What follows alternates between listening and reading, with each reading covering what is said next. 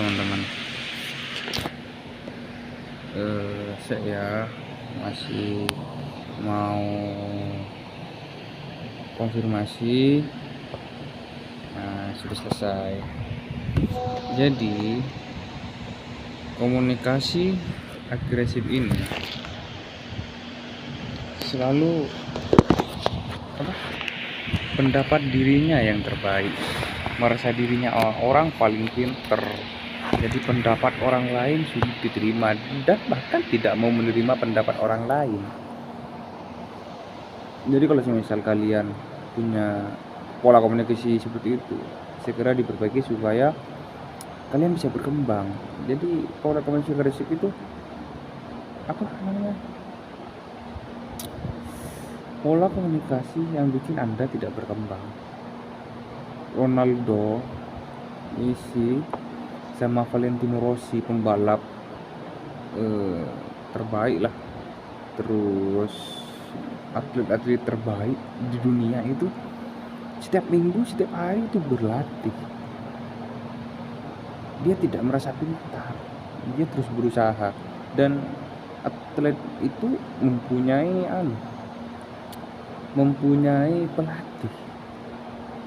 Sekelas atlet internasional itu punya pelatih.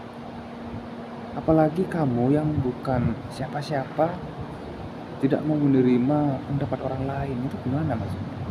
Jadi perbaiki teman-teman. Ada lagi pola komunikasi yang ketiga, itu campuran antara komunikasi agresif sama pasif. Itu dimana biasanya pasif sama agresif itu digabung.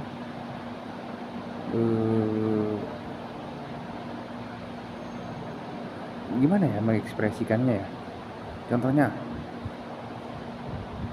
orang yang mempunyai pola komunikasi seperti itu akan cenderung menolak pendapat orang lain, tapi menerima. Ini pola komunikasi yang lucu gitu. Senyum tapi marah gitu. Tapi senyumnya senyum Buddhis.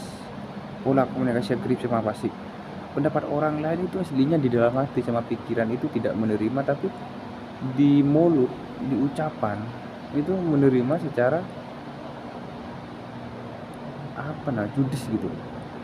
Dalam artian kamu memberi kode kepada orang lain bahwasanya kamu tidak setuju, tapi kamu mengiyakan pendapat tersebut. Ketika kamu mempunyai pola komunikasi seperti itu, kamu harus mempunyai rumus sendiri yang semua orang itu tahu terkait rumusmu. Gimana caranya orang lain itu bisa paham, bisa baca apa kemauanmu? Itu solusinya.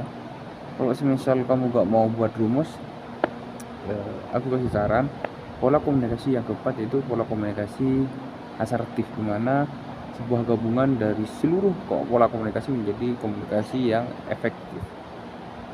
Salah satu contoh komunikasi yang baik, mendengarkan orang lain, memberikan pemahaman, pesan, kemauanmu kepada orang lain. Jadi orang lain itu paham terkait kemauanmu.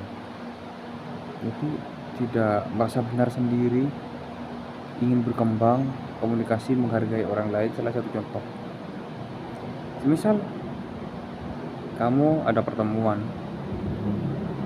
ataupun kamu nelpon temenmu lah, terus dia slow respon, gak diangkat, itu dalam keadaan penting.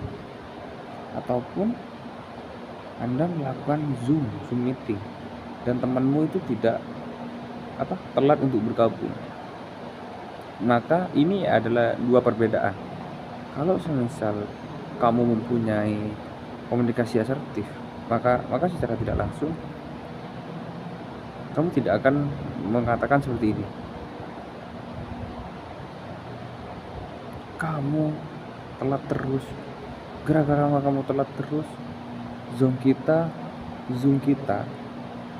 ini diundur, acaranya tidak dimulai-mulai, gara-gara kamu ini, salahmu semua. Nah, jadi secara tidak langsung lawan bicara kita itu merasa tersakiti. Bukan, komunikasi itu bukan buat orang itu tersakiti, malah sekiranya orang itu bisa paham dan sadar terkait kesalahannya. Kalau semisal diganti seperti ini, aku gak suka terkait keterlambatan kamu karena kamu tidak menghargai aku selaku ketua dan waktuku bukan cuma ini, tolong hargai. Jadi secara otomatis dia akan sadar atas kesalahannya. Perbandingan antara contoh pertama yang kedua itu beda, teman-teman. Coba pikirin. Jadi latih komunikasi asertif kalian supaya bisa komunikasi dengan baik. Semangat.